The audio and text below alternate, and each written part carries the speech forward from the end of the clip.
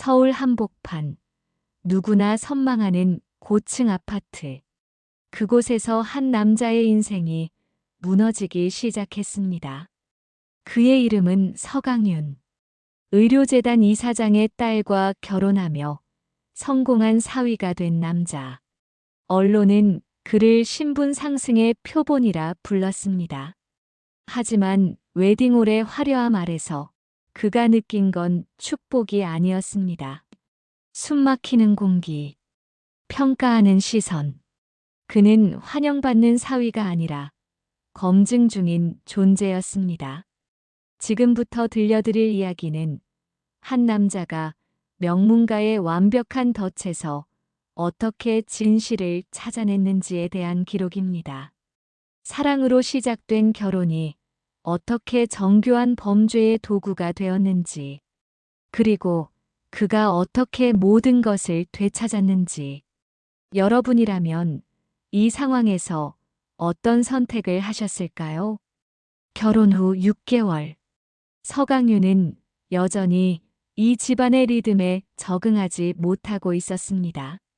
장모 한설인, 국민의료재단 이사장. 방송에 나올 때마다 온화한 미소를 짓는 분. 하지만 집안의 그녀는 달랐습니다. 목소리는 부드러웠지만 질문은 늘 검사처럼 날카로웠죠. 강윤아, 오늘 미팅은 어땠어? 이번 프로젝트 계약서 내가 한번 봐도 될까? 통장 관리는 어떻게 하고 있어? 가족이니까 투명하게 공유하는 게 좋지 않을까? 처음엔 관심이라고 생각했습니다. 하지만 어느 순간부터 강윤은 깨달았습니다. 자신의 일정, 통장, 서류에 장모의 시선이 자연스럽게 개입하고 있다는 것을. 가족이니까. 그 한마디는 통제와 간섭을 정당화하는 가장 완벽한 명분이었습니다. 강윤은 사위였습니다. 혈연도 아니고 빠져나갈 수도 없는 위치. 존중받는 것처럼 보였지만 결정권은 주어지지 않았습니다. 그의 직업은 감리사. 건축 현장의 안정과 법규를 책임지는 전문가였습니다. 그는 매일 밤 생각했습니다. 이게 내가 원했던 삶일까? 아내는 사랑스러웠지만 그녀조차 가족과 남편 사이에선 늘 가족 편이었습니다. 엄마가 그러시는 건 다 우리 생각해서야. 조금만 이해해줘. 조금만, 조금만 더. 그 말이 반복될 때마다 강윤은 자신이 점점 작아지는 걸 느꼈습니다. 그리고 바로 그때 첫 번째 서류가 그의 책상 위에 놓였습니다. 공공재개발 프로젝트. 강윤은 감리사로 투입될 예정이었고 투자자 명단에는 장모의 재단 이름이 있었습니다. 형식적인 절차예요. 그냥 도장만 찍으면 돼요. 비서실 직원의 말에 강윤은 잠시 망설였지만 결국 서류에 도장을 찍었습니다. 거절할 명분도 용기도 없었습니다. 그땐 아무 의미 없어 보였습니다. 하지만 그는 몰랐죠. 그 도장이 훗날 그의 인생 전체를 무너뜨릴 줄은. 계약서의 조항들은 이상할 만큼 교묘했습니다. 모든 책임이 한쪽으로 몰려 있었고, 그건 언제나 강윤의 이름이었습니다. 그는 불안했지만 목소리를 내지 못했습니다. 조금만 더 참으면 괜찮아질 거라고 믿었습니다. 하지만 덫은 이미 그를 향해 닫히기 시작하고 있었습니다. 프로젝트가 시작되고 8개월이 지났습니다. 어느 날 작은 사고가 발생했습니다. 새벽 5시 건물 3층 일부가 무너졌습니다. 다행히 다친 사람은 없었습니다. 문제는 그 다음이었습니다. 사고 원인 조사 보고서에는 구조 변경 승인 미비라 적혀 있었고 그 승인자란에는 강윤의 이름이 명확하게 기재되어 있었습니다. 이거 제가 승인한 적 없는데요. 비서실 담당자는 차분하게 대답했습니다. 서류 확인해 보니 강윤 씨 도장 찍혀 있던데요. 지난달 출장 가시기 전에 결제하신 거 아니에요? 아니요. 전 그런 서류 본 적도 없어요. 강윤은 조용히 과거 서류들을 뒤지기 시작했습니다. 그리고 발견했습니다. 자신이 출장 중일 때마다 중요한 구조 변경이 승인되었다는 사실을, 그리고 그 승인 서류들은 모두 스캔본이었다는 사실을 등골이 서늘해졌습니다. 그는 그제서야 깨달았습니다. 이건 실수가 아니라 구조라는 것을. 강윤은 장모를 찾아갔습니다. 서류를 보여주며 말했습니다. 제가 승인한 적 없는 건데 제 이름으로 되어 있어요. 장모는 서류를 천천히 넘겨보더니 부드럽게 말했습니다. 강윤아, 프로젝트가 크다 보니 서류도 많잖아. 혹시 잊어버린 거 아니야? 아니요. 분명히 기억나요. 그럼 비서실에서 실수했나 보네. 내가 확인해 볼게. 걱정하지 마, 가족이잖아. 가족이라는 그 말이 이제는 위협처럼 들렸습니다. 강윤은 그날 밤 잠들지 못했습니다. 한 가지 질문만을 되뇌었습니다. 왜 나인가? 그리고 그 질문은 곧 다른 질문으로 변했습니다. 누가 나를 이렇게 만들었는가? 아내에게 털어놓으려 했지만 그녀는 피곤하다며 잠들었습니다. 아니, 어쩌면 듣고 싶지 않았던 걸지도 모릅니다. 강윤은 혼자였습니다. 여러분이라면 이 순간 어떻게 하셨을까요?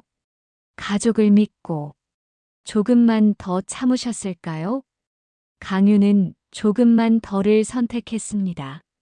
그렇게 그는 더 깊은 수렁으로 몰아넣게 됩니다. 그로부터 4개월 후 2024년 11월 15일 새벽 5시 37분 대형 붕괴 사고가 발생했습니다. 건물 7층 전체가 내려앉았고 인근 구조물까지 연쇄 붕괴했습니다. 인명 피해는 없었습니다. 작업 시작 전이었으니까요. 하지만 그게 중요한 게 아니었습니다. 강윤은 그날 부산 출장 중이었습니다. 그런데 뉴스 속보 자막에는 그의 이름이 가장 먼저 떠올랐습니다. 대형 붕괴 사고 발생. 최종 안전 책임자 서강윤 씨 조사 착수. 급히 서울로 돌아온 강윤은 경찰서에서 조사를 받았습니다. 사고 원인은 구조 설계 변경입니다. 그리고 이 변경을 최종 승인한 사람이 당신입니다. 서류에는 분명히 그의 도장이 찍혀 있었습니다. 날짜, 시간, 승인 코드까지 완벽했습니다. 저는 이런 변경 승인한 적 없습니다. 그럼 이 서명은 뭡니까? 시스템 로그를 보니 당신 계정으로 접속해서 승인했다고 나오는데요. 11월 3일 오후 2시. 그날 그는 부산에 있었습니다. 하지만 증명할 방법이 없었습니다. 그 순간 그는 처음으로 느꼈습니다. 이건 단순한 사고가 아니라 누군가가 미리 그려둔 그림이라는 것을. 언론은 빠르게 방향을 잡았습니다. 무능한 감리사, 대형 사고 초래, 재벌, 사위, 특혜 인사 논란.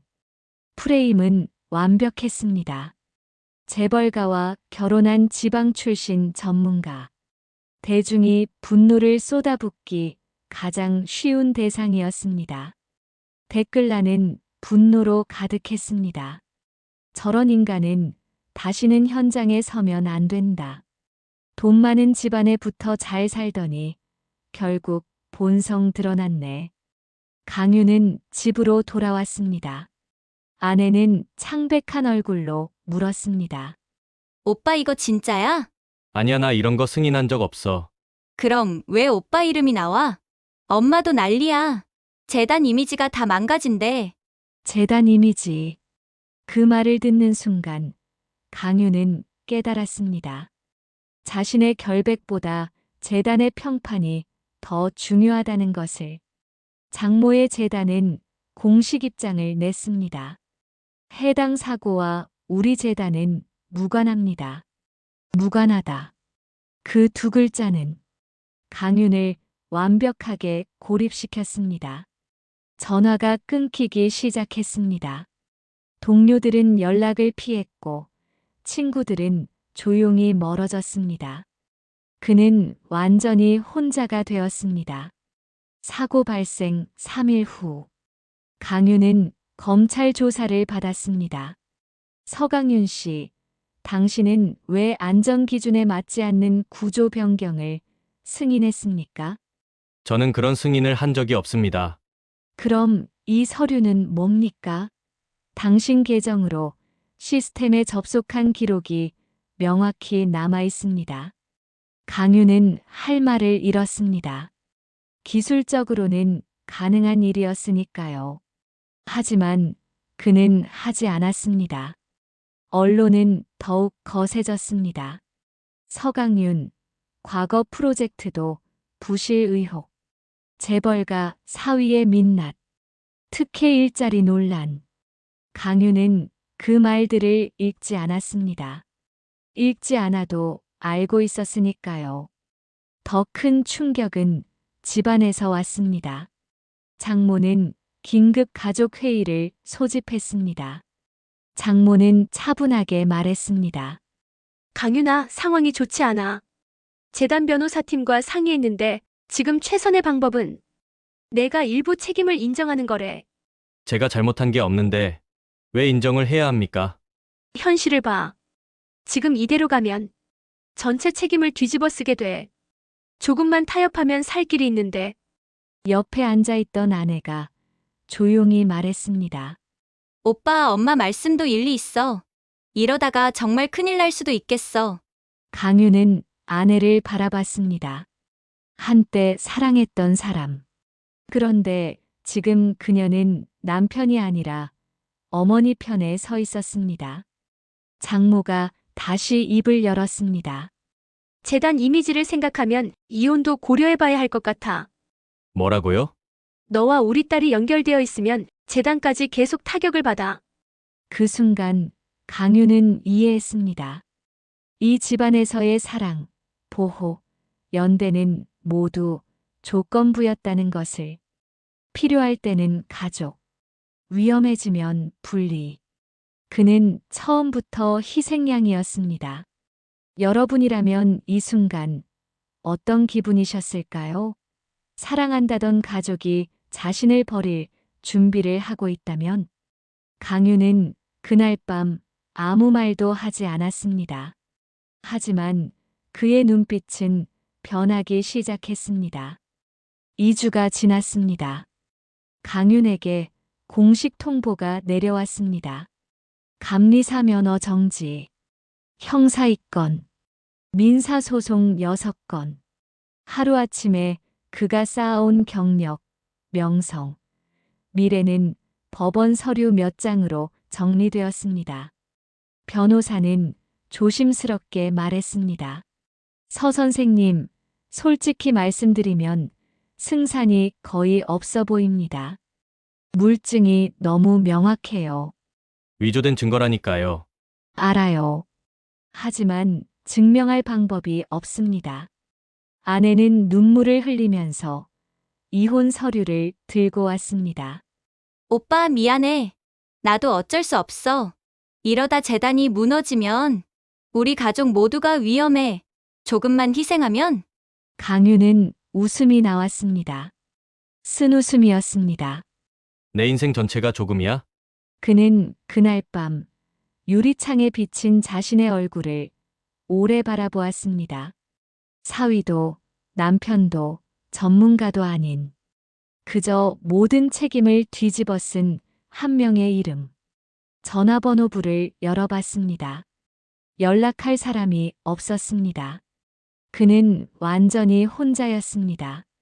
여러분이라면 이 순간 어떻게 하셨을까요? 포기하셨을까요? 강유는 포기하지 않았습니다. 바로 그 고립 속에서 아주 미세한 변화가 시작되고 있었습니다. 분노도 절망도 아닌 차갑게 가라앉은 한 가지 감정. 기억이었습니다. 누가 어떤 서류를 가져왔는지, 누가 어떤 회의에서 침묵했는지, 누가 어떤 순간에 고개를 끄덕였는지. 그는 아직 그것을 복수라고 부르지 않았습니다. 다만 잊지 않기로 결정했을 뿐이었습니다. 그날 밤부터 강유는 움직이기 시작했습니다. 겉으로는 무너진 사람처럼 보였지만 내면에서는 다른 일이 진행되고 있었습니다. 하드디스크를 꺼냈습니다. 클라우드 백업을 확인했습니다. 과거 메일 서버의 로그를 뒤졌습니다. 그는 한때 구조를 설계하던 사람이었습니다. 하중이 어디에 쏠리는지, 균열이 어디서 시작되는지 본능적으로 읽을 줄 알았습니다. 이번에는 건물이 아니라 권력의 구조를 분석하고 있었습니다. 강유는 겉으로 보기엔 완전히 무너진 사람처럼 보였습니다. 하지만 밤이 되면 그의 시간은 다른 방향으로 흐르고 있었습니다. 그는 과거 프로젝트 파일들을 하나씩 열어보기 시작했습니다. 설계 변경 승인 기록들. 모두 그의 출장 기간에만 집중되어 있었습니다. 그리고 그 승인 서류들은 모두 스캔본이었습니다. 우연일까? 서버 접속 기록을 파헤쳤습니다. 그의 계정으로 로그인한 기록.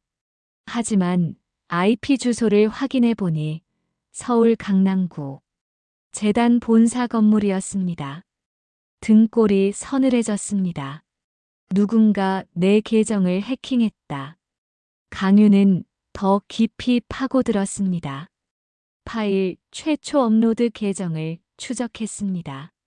계정 이름은 파운데이션 스트래터지 03. 재단 전략 기획실의 내부 계정이었습니다. 그 계정은 매번 특정 보안망에서만 접속했습니다.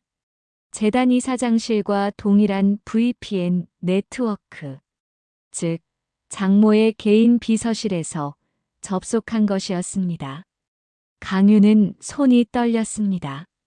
하지만 이건 아직 결정적 증거가 아니었습니다. 그는 계속 조사했습니다. 프로젝트 관련 회의록을 찾았습니다. 공식 회의록에는 그 변경안들이 기록되어 있지 않았습니다. 그럼 누가 이 변경을 지시했을까? 강유는 기억했습니다. 한 업체 대표가 술자리에서 했던 말. 강윤 씨, 이번 변경 건은 위에서 직접 내려온 거라 우리도 어쩔 수 없었어요. 위에서 강윤보다 더 위. 재단이었습니다. 조각들이 맞춰지기 시작했습니다. 사고는 우연이 아니었습니다. 필요한 건 단 하나. 누군가가 모든 책임을 뒤집었을 완벽한 인물. 외부 출신, 재벌가 사위. 그러나 실질적 권한은 없는 기술자. 강유는 바로 그 조건에 정확히 들어맞았습니다. 여러분은 이미 알고 계셨죠? 하지만 강유는 이제야 깨달았습니다. 강유는 재단의 자금 흐름을 추적하기 시작했습니다. 그리고 발견했습니다. 이상한 중간 계좌들. 공식 장부에는 없지만 실제로는 거액이 오가는 계좌들. 그 돈은 정치인들에게 거액의 후원금으로 전달되었습니다. 직접이 아니라 여러 계좌를 거쳐서 세탁되어서 재개발 프로젝트는 겉으로는 공공사업이었지만 실제로는 정치 자금을 세탁하는 통로였던 것입니다. 그래서 필요했던 겁니다. 모든 책임을 떠넘길 희생양이. 강유는 마침내 전체 그림을 이해했습니다. 이제 그에게도 무기가 생겼습니다. 강유는 조용히 움직였습니다. 그가 찾은 자료를 익명으로 정리해 국세청 내부 고발센터에 보냈습니다. 계좌번호, 거래일자, 금액까지 퍼즐 조각이 모두 맞춰져 있었습니다. 2주 후 작은 기사가 떴습니다. 유명 의료재단 산하장학재단, 회계 부정 의혹, 국세청 조사 착수. 재단은 대수롭지 않게 여겼습니다. 하지만 국세청 조사는 예상보다 깊어졌습니다. 3주 후 더 큰 기사가 나왔습니다. 장학재단 기부금, 정치권으로 흘러갔나. 검찰 수사 의뢰. 재단 이사회가 열렸습니다. 한 이사가 조심스럽게 물었습니다. 이사장님, 혹시 이번 자료가 어디서 나온 건지 파악되셨습니까? 내부 고발일 겁니다. 그게 너무 구체적입니다. 외부인이 알 수 없는 정보들도 포함되어 있더군요. 순간 회의실에 침묵이 흘렀습니다. 장모의 얼굴에 처음으로 미세한 흔들림이 나타났습니다. 그날 밤 강윤에게 전화가 왔습니다. 강윤아, 혹시 최근에 재단 관련 자료 같은 거 다른데 넘기 적 없니? 아니요, 왜요? 그들이 의심하기 시작했다는 뜻이었습니다. 하지만 강윤은 멈추지 않았습니다. 두 번째 자료를 준비했습니다. 재개발 프로젝트의 하청 구조. 특정 업체들이 반복적으로 선정되었고 그 업체들의 실소유주는 재단 관계자들의 친인척이었습니다. 1개월 후 탐사 보도가 나갔습니다. 국민의료재단, 재개발 사업, 특혜 의혹, 친인척 업체 독식. 이번엔 일면이었습니다. 여론이 들끓기 시작했습니다. 한때 국민 어머니로 불리던 장모의 이미지가 흔들리기 시작했습니다. 정치권이 움직였습니다. 야당은 국정감사를 요구했고 여당은 조용히 거리를 두기 시작했습니다. 한때 그녀에게 후원받던 정치인들이 이제는 전화를 받지 않았습니다. 권력의 균열이 시작되었습니다. 그리고 강윤은 세 번째 자료를 준비했습니다. 가장 결정적인 것. 붕괴 사고 관련 설계 변경 승인 기록의 원본 메타데이터였습니다. 강윤은 이 자료를 검찰에 정식 고발장과 함께 제출했습니다. 검찰은 움직일 수밖에 없었습니다. 재수사가 시작되었습니다. 그리고 마침내 보고서가 나왔습니다. 설계 변경 승인 기록, 위조 정황 발견, 서강윤 씨 계정 해킹 가능성 높음, 구조적 책임 전가 가능성 존재. 그 한 문장은 12개월간 단단히 고정되어 있던 가문의 방어막을 관통했습니다. 언론이 방향을 바꿨습니다. 서강윤 씨 희생양이었나? 재단 개입 의혹. 여론도 조금씩 변하기 시작했습니다. 뭔가 이상하긴 했어. 너무 깔끔하게 한 사람한테만 책임이 갔잖아. 강윤은 여전히 조용했습니다. 다만 밤마다 계속해서 자료를 정리하고 증거를 보강했습니다. 여러분이라면 이 시점에서 만족하셨을까요? 강윤은 끝까지 가기로 했습니다. 진짜 싸움은 지금부터였으니까요. 검찰 조사가 본격화되었습니다. 재단 전략 기획실 압수수색, 장모의 개인 비서들 소환 조사. 그리고 어느 날 강윤에게 전화가 왔습니다. 강윤 씨, 이사장님께서 뵙자고 하십니다. 처음으로 장모가 먼저 연락을 해온 것이었습니다. 강윤은 재단 본사 최상층 이사장실로 향했습니다. 문을 열자 장모 한설인이 창가에 서 있었습니다. 왔구나, 강윤아. 앉아. 강윤은 앉지 않았습니다. 서 있었습니다. 장모가 천천히 돌아섰습니다. 그녀의 얼굴은 피곤해 보였습니다. 처음으로 강윤아, 뭘 원하는 거야? 진실입니다. 진실? 장모는 쓴웃음을 지었습니다. 진실은 아무 의미 없어. 중요한 건 누가 살아남느냐야. 그래서 저를 희생시키신 겁니까?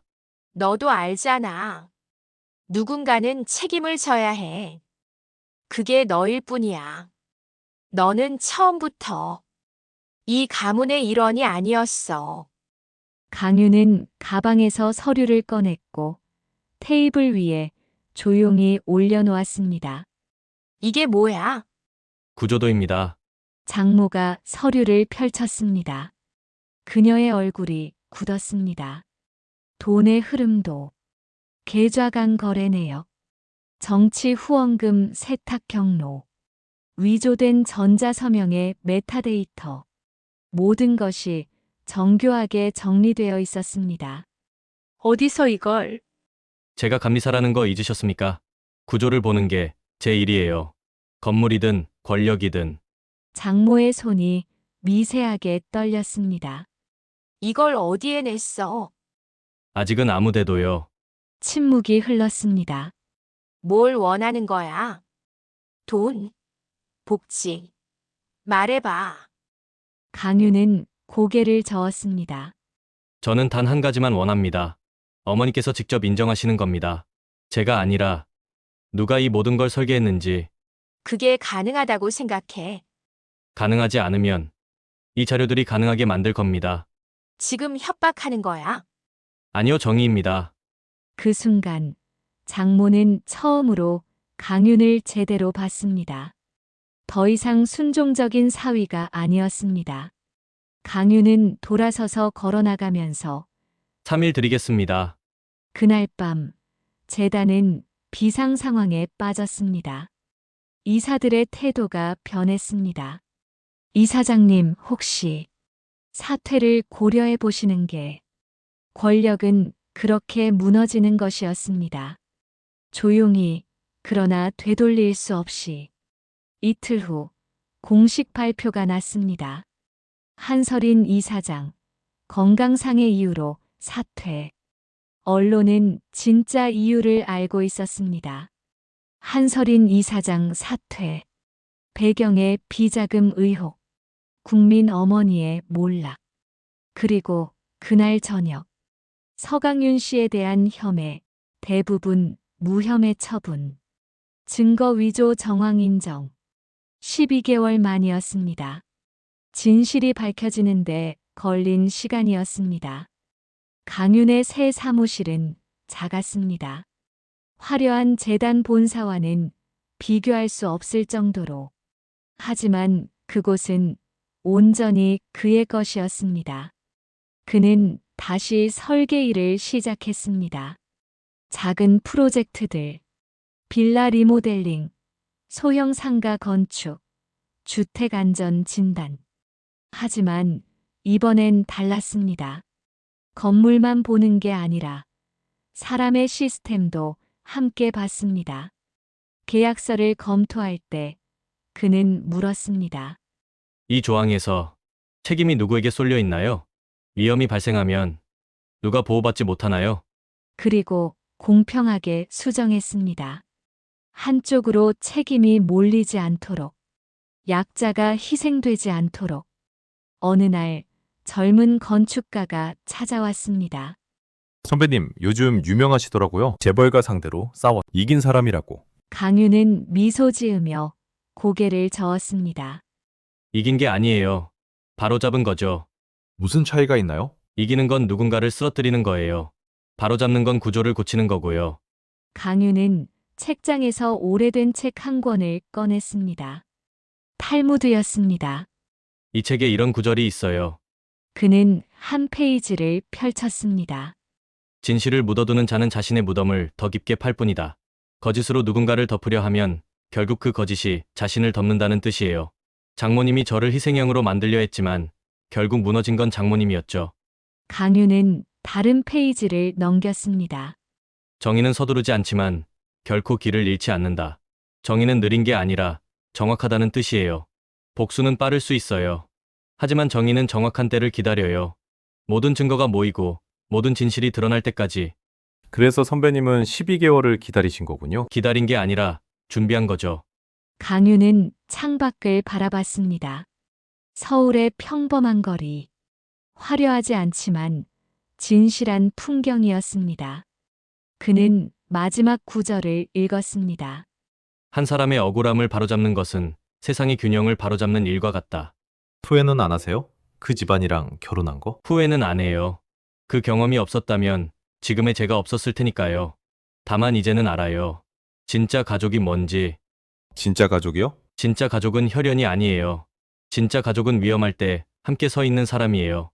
강유는 다시 일을 시작했습니다. 설계도를 펼치고 구조를 계산하고 안전을 점검했습니다. 하지만 이제 그는 단순한 기술자가 아니었습니다.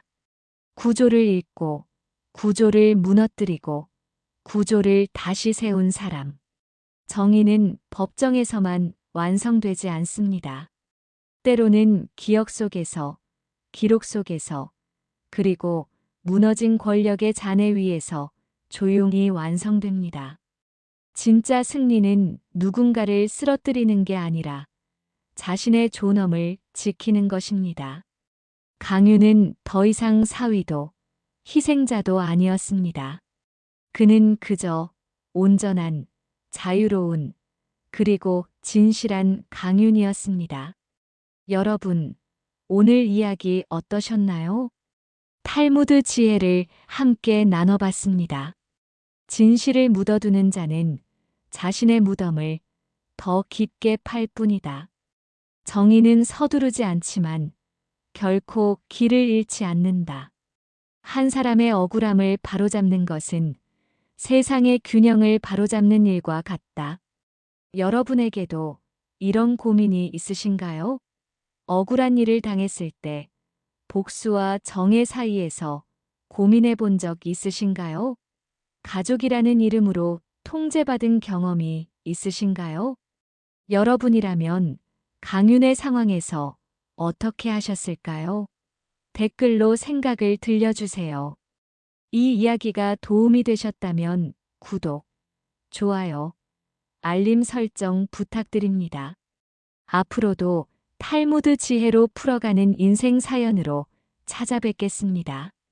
지금까지 들어주셔서 감사합니다.